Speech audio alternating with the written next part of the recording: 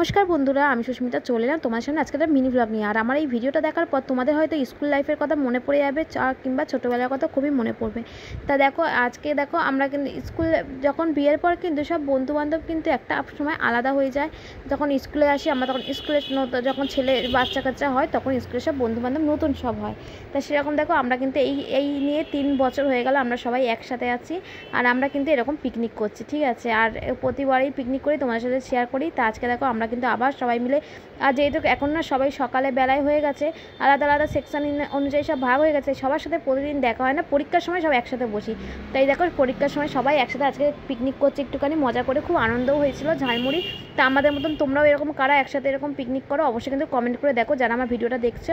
আর প্রচুর প্রচুর শেয়ার করে দিও, যদি ভালো লাগে একটু লাইক করো, কমেন্ট করে জানিও কেমন হয়েছে। আর তোমাদের কাদের এই পিকনিকটা দেখে লোভ লাগছে, অবশ্যই ছোটোবেলার কথা মনে পড়ছে, অবশ্যই কমেন্ট করে জানিও।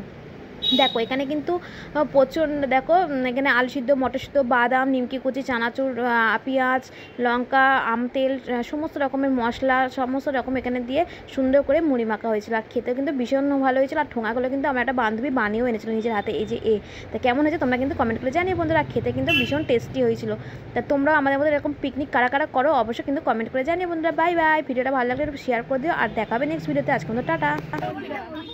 হ্যালো গাইস, দেখো এখানে এই যে এই বান্ধবী ললিতা বানিয়েছে, এর নাম ললিতা নয়, আমরা সব নাম দিয়েছি ললিতা, এর নাম মৌসুমি।